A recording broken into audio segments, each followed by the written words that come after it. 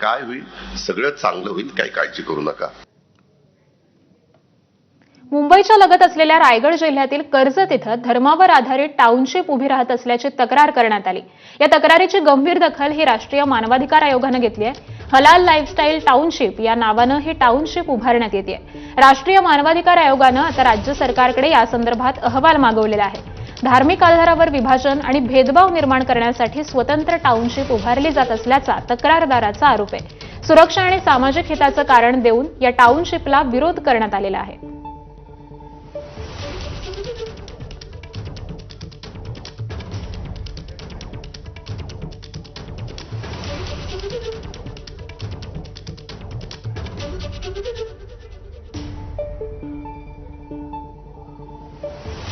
तर मानवाधिकार आयोगाकडून देखील या संपूर्ण प्रकरणाची दखल घेण्यात आलेली आहे. शासनाकडे त्यांनी अहवाल मागवलेला आहे.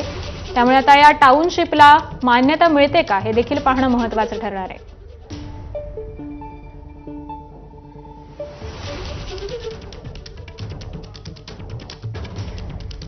आपला देश संविधानाने चालतो. या देशामध्ये सर्व जाती धर्माची लोक राहतात. तसंच राज्यात राहतात, शहरात राहतात, जिल्ह्यात राहतात, तालुक्यात राहतात, गावात राहतात. त्यामुळे अशा पद्धतीने जर कुणी कुठल्याही समाजाचा एखादा मुद्दा घेऊन, जाती धर्माचा मुद्दा घेऊन एखादी टाउनशिप जर प्रमोट करत असेल ते संविधानाच्या विरोधात आहेत. त्यामुळे सरकारने या बाबतीत कुठे ना कुठे निर्णय घ्यावा, कारवाई तिथं करावी. आम्ही कोणाचंही समर्थन करत नाही. जो संविधानाच्या विरोधात आणि जो जाती धर्माचा वापर हा पैसा कमवण्यासाठी करत असेल तर त्या सर्व लोकांच्या विचाराच्या विरोधात आम्ही सर्वजण आहोत. कोई भी अपना एक अलग इलाका, अपना एक अलग विभाग बनाने की कोशिश करता है, उसको एक एडवर्टाइजमेंट की जरिए लोगों तक पहुंचाता है और ये कहता है कि हाँ, हम सिर्फ इसी धर्म के लोगों को घर बेचेंगे. ये एक तरीके से भारत के संविधान को चुनौती है. मैं महाराष्ट्र सरकार से ये मांग करूंगा कि तुरंत ये एडवर्टाइजमेंट खारिज की जाए. ये एडवर्टाइजमेंट करने वालों पर कड़ी से कड़ी कार्रवाई की जाए. गजवाए हिंद का ललकार है और हम महाराष्ट्र में, मुंबई में इसे बिल्कुल नहीं चलने देंगे.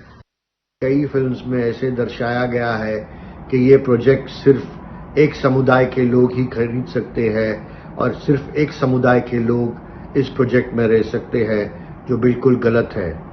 हम ये बिल्डर्स से और डेवलपर से आग्रह करेंगे कि ऐसे जो फिल्म्स है वो तुरंत वापस ले ले, विड्रॉ कर ले.